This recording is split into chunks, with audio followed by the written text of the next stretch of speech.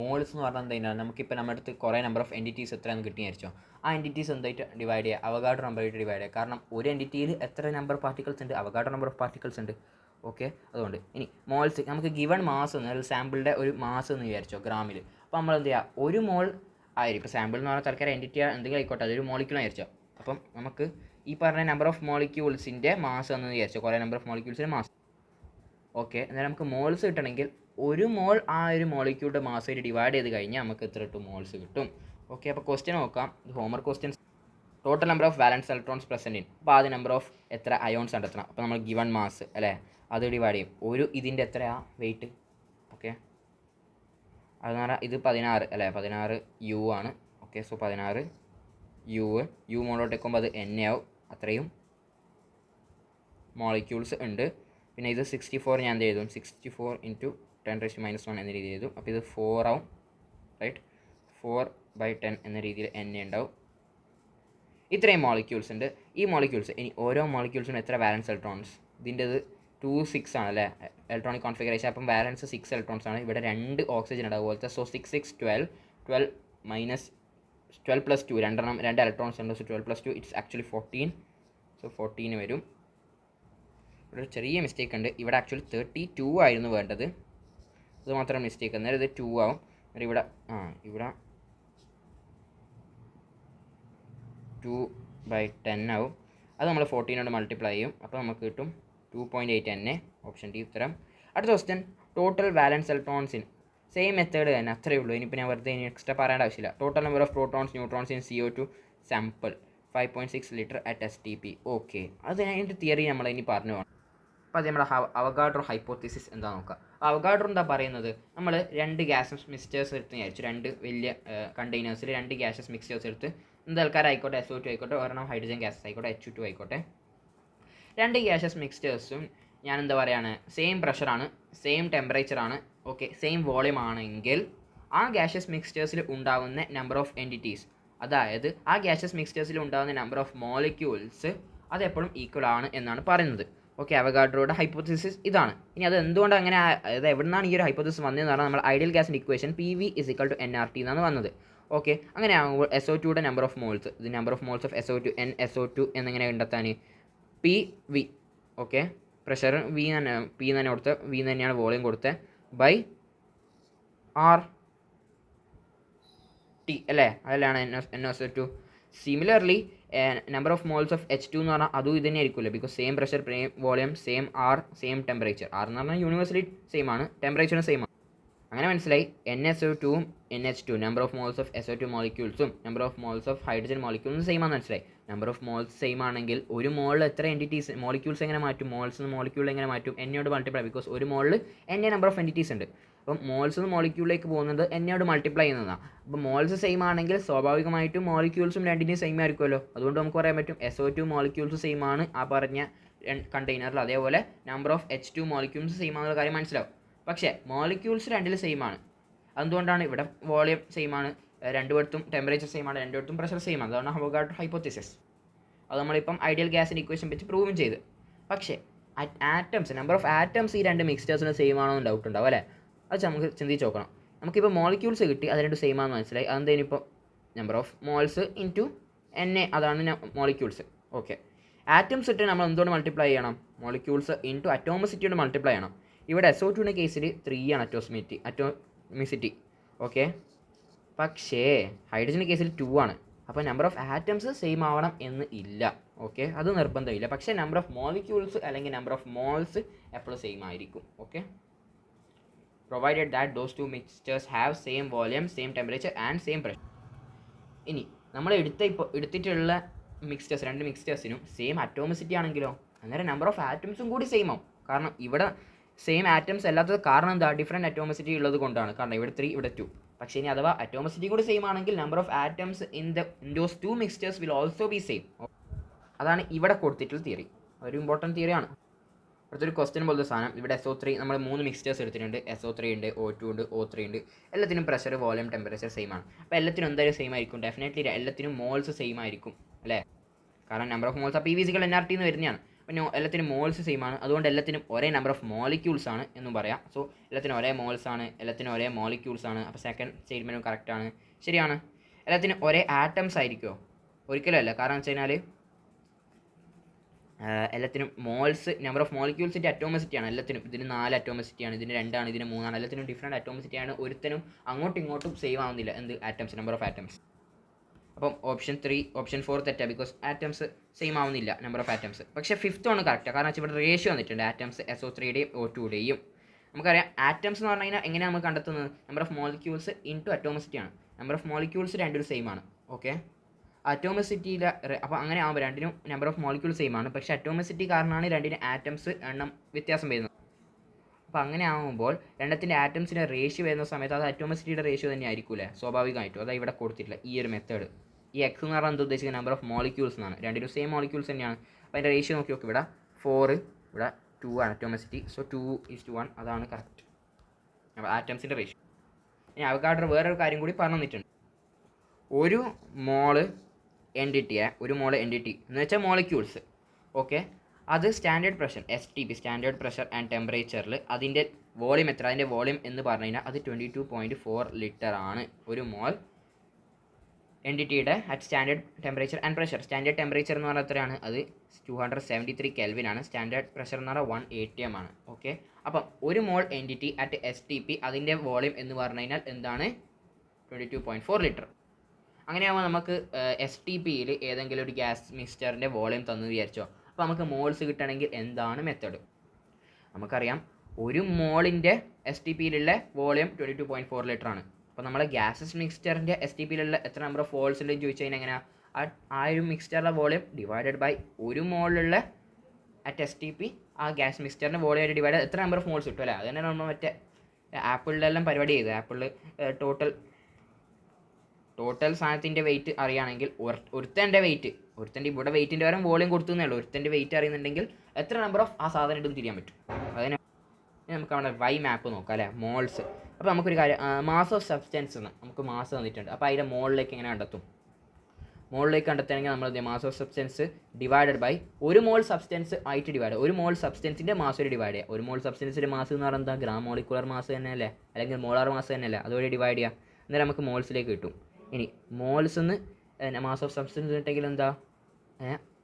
Atomic mass അല്ലെങ്കിൽ molecular മാസായിട്ട് multiply ചെയ്യുക, നേരെ ഓപ്പോസിറ്റ് പരിപാടി.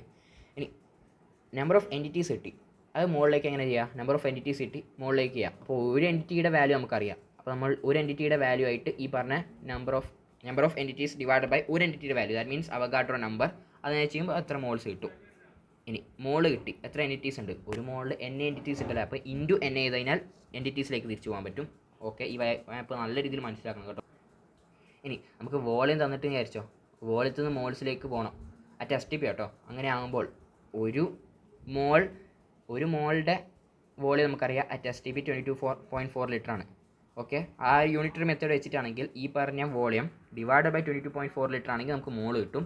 അതേപോലെ മോള് തന്നിട്ടുണ്ട്, എത്ര വോളിയം ചെയ്യണമെങ്കിൽ 22.4 ലിറ്റർ കൊണ്ട് മൾട്ടിപ്ലൈ ചെയ്യുക, അന്നേരം വോളിയം ഓഫ് ദാറ്റ് മിക്സ്ചറും കിട്ടും. അപ്പോൾ ആ കൺസെപ്റ്റ് വെച്ചിട്ടാണ് ഈ ക്വസ്റ്റ്യൻ. CO2 സാമ്പിൾ അതിൻ്റെ വോളിയം തന്നിട്ടുണ്ട് 5.6 ലിറ്റർ ആണ്. ഓക്കെ, അപ്പോൾ 5.6 ലിറ്റർ ഉണ്ട്. അപ്പോൾ നമുക്ക് എത്ര മോൾസ് കിട്ടണം അല്ലേ? മോൾസ് കിട്ടിക്കഴിഞ്ഞാൽ ബാക്കിയുള്ള പരിപാടി നടന്നു പോകും. മോൾസ് കിട്ടിക്കഴിഞ്ഞാൽ ഇതാ ഡിവൈഡ് ബൈ എന്ത് ചെയ്യണം? മോൾസ് കിട്ടണ്ടേ? 22.4 ലിറ്റർ. കാരണം ഒരു മോളുടെ ആ STPയിലുള്ള വോളിയമാണ് 22.4 ലിറ്റർ. ഓക്കെ, ഡിവൈഡ് ചെയ്ത് 1/4 മോൾസ് കിട്ടുന്നുണ്ട്. ഇനി മോൾസ്, ഒരു മോളിൽ എത്ര എൻറ്റിറ്റീസ് ഉണ്ട്, എത്ര മോളിക്യൂൾസ് ഉണ്ട്? ഡെഫിനറ്റ്ലി N മോളിക്യൂൾസ് ഉണ്ട്. സോ 1/4 ഇൻറ്റു N ആണ് നമ്പർ ഓഫ് മോളിക്യൂൾസ്. ഇനി മോളിക്യൂൾസ് ആണ് കിട്ടാൻ പറഞ്ഞാൽ അല്ല, ഒരു മോളിക്യൂൾ എത്ര പ്രോട്ടോൺ ഉണ്ട്? ഒരു മോളിക്യൂൾ ഇവിടെ 6 + 6 8 16 16 + 6 22 കൊണ്ട് മൾട്ടിപ്ലൈ ചെയ്യുക. അപ്പോൾ അത്രയും നമ്പർ ഓഫ് പ്രോട്ടോൺസ് ഉണ്ട്, ന്യൂട്രോൺസ് ഉണ്ട്, ഇലക്ട്രോൺസ് ഉണ്ട്, വാലൻസ് ഇലക്ട്രോൺസ് എല്ലാം കണ്ടുപിടിക്കുക സിമ്പിളായിട്ട്. നമ്മൾ ഫസ്റ്റത്തെ ആ ഒരു സെഗ്മെൻറ്റ് കഴിഞ്ഞിട്ടുണ്ട്. നമ്മൾ മോൾ കോൺസെപ്റ്റിൻ്റെ ഫസ്റ്റ് സെഗ്മെൻറ്റ് കഴിഞ്ഞിട്ടുണ്ട്. ഫസ്റ്റ് സെഗ്മെൻറ്റ് എന്ന് പറഞ്ഞാൽ കംപ്ലീറ്റ്ലി സാമ്പിൾ അനാലിസിസ് ആണ്. ഓക്കെ, അത് കഴിഞ്ഞിട്ടുണ്ട്. ഇനി അടുത്താണ് പെർസെൻറ്റേജ് കാൽക്കുലേഷൻ. ഞാൻ ഒരു കാര്യം പറയട്ടെ, ഒരു A2B3 എന്ന് പറഞ്ഞാൽ ഒരു മോളിക്യൂൾ ഉണ്ട്. ഓക്കെ, ഒരു മോളിക്യൂൾ A2B3, ഒരു മോളിക്യൂൾ A2B3ക്ക് എത്ര മോളിക്യൂൾസ് ഓഫ് എയും വേണം, എത്ര മോളിക്യൂൾസ് ഓഫ് ബിയും വേണം? ഡെഫിനറ്റ്ലി 2 മോളിക്യൂൾസ് ഓഫ് എ വേണം പ്ലസ് 3 മോളിക്യൂൾസ് ഓഫ് ബി വേണം, സ്വാഭാവികമായിട്ടും അങ്ങനെയല്ല ഉണ്ടാവുക. അങ്ങനെ ആകുമ്പോൾ ഒരു മോൾ A2B3 ഉണ്ടെങ്കിൽ എത്ര മോൾസ് 2A വേണം, എത്ര മോൾസ് B വേണം? അപ്പം 2 മോൾസ് A വേണം, 3 മോൾസ് B വേണം എന്നുള്ള കൺസെപ്റ്റ് മനസ്സിലാക്കുക. അതാണ് ഇവിടെ കൊടുത്തിട്ടുള്ളത്. ഓക്കെ. ഒരു മോൾ A2B3 എന്ന മോളിക്യൂൾ ഉണ്ട്. അതിൻ്റെ എത്ര മോൾസ് A ഉണ്ട്, എത്ര മോൾസ് B ഉണ്ടെന്ന് ചോദിച്ചു കഴിഞ്ഞാൽ 2 മോൾസ് A ഉണ്ട്, 3 മോൾസ് B ഉണ്ട്. അതിൻ്റെ അതുമായിട്ട് ഇതുമായിട്ട് മൾട്ടിപ്ലൈ 2 × 1 എന്ന രീതിയിൽ. ഓക്കെ, ഇത് നമ്മൾ നോർമൽ ക്രോസ് മൾട്ടിപ്ലിക്കേഷൻ ചെയ്താൽ ഇത് ഇവിടെ മൾട്ടിപ്ലൈ ചെയ്ത് എന്നിട്ട് ഡിവൈഡ് ബൈ 1 പിന്നെ ഡിവൈഡ് ചെയ്യാൻ എക്സ്ട്രാ ആയിട്ട് പറയേണ്ട. അപ്പോൾ ഇവിടെ ഓക്കെ 5 മോൾസ് ഓഫ് H2O എത്ര ഹൈഡ്രജൻ മോൾസ് ഉണ്ട്? അപ്പോൾ നോക്കി നോക്ക്, 5 × 2 10 മോൾസ് ഓഫ് ഹൈഡ്രജൻ ഉണ്ട്, 5 × 1 5 മോൾസ് ഓഫ് ഓക്സിജൻ ഉണ്ട്. 25 മോൾസ് ഓഫ് H2SO4 എത്ര ഹൈഡ്രജൻ മോളിക്യൂൾസ് ഉണ്ട്, അല്ലെങ്കിൽ ആറ്റം ഉണ്ട്. ഇവിടെ ഹൈഡ്രജൻ എന്ന് പറയുമ്പോൾ ആറ്റം ആയിട്ടില്ല പറയാൻ, മോളിക്യൂൾ. അപ്പോൾ എത്ര ഹൈഡ്രജൻ ആറ്റംസ് ഉണ്ട്? 25 × 50 മോൾസ് ഓഫ് ഹൈഡ്രജൻ ആറ്റം ഉണ്ട്. പിന്നെ അതേപോലെ 25 മോൾസ് ഓഫ് സൾഫർ ആറ്റം ഉണ്ട്. പിന്നെ 4 × 100 മോൾസ് ഓഫ് ഓക്സിജൻ ആറ്റം ഉണ്ട്. ഇതിലാണെങ്കിലോ എത്ര അലൂമിനിയം ആറ്റംസ് ഉണ്ട്? മോൾസ്, എത്ര മോൾസ്? അപ്പോൾ 12 × അലൂമിനിയത്തിന് 2, so 24 moles of aluminium moles ഉണ്ട്. പിന്നെ എത്ര 2 × 12, അപ്പോൾ 24 മോൾസ് ഓഫ് പൊട്ടാസ്യം മോൾസ് ഉണ്ട്. അതേപോലെ 12 × ഓക്സിജന് 4 12 ഒക്കെ 12 4 16 16 24 കുറച്ചധികം ആയല്ലോ. 48 480 മോൾസ് ഉണ്ട്. അങ്ങനെ എന്ത് ചോദിച്ചാൽ ഇപ്പോൾ നമ്മുടെ അടുത്ത് മോളിക്യൂളുടെ മോളെന്ന് ചോദിച്ചാൽ ഇനി ഡയറക്റ്റ് മെത്തേഡ് പറഞ്ഞു തരാൻ പോകണം. മോളിക്യൂൾസിൻ്റെ മോള് തന്നു ചോദിച്ചോ. ഇപ്പോൾ ഏതെങ്കിലും ഒരു A2B3 ഇതാണ് നമ്മുടെ മോളിക്യൂൾ, അതിൻ്റെ മോൾസ് തന്നിട്ടുണ്ട് ചോദിച്ചാൽ 3 മോൾസ് ഈ സാധനം കാരണം. എന്നിട്ട് സെപ്പറേറ്റ് ആയിട്ടുള്ള ആറ്റംസ് എത്ര മോൾസ് ഉണ്ട് ചോദിച്ചു കഴിഞ്ഞാൽ ആ 3 മോൾസ് ഇൻറ്റു സെപ്പറേറ്റിൻ്റെ ആ കോഎഫിഷ്യൻ്റ് അല്ല സബ്സ്ക്രിപ്റ്റ് ആയിട്ട് മൾട്ടിപ്ലൈ ചെയ്യുക. എന്നിട്ട് അത്രയും മോൾസ് ഓഫ് ഈ പറഞ്ഞ എലമെൻറ്റ് ഉണ്ടാവും. 3 × 3 മോൾസ് ഓഫ് ഈ ഒരു എലമെൻറ്റ് ഉണ്ടാവും. അങ്ങനെ പറയാം.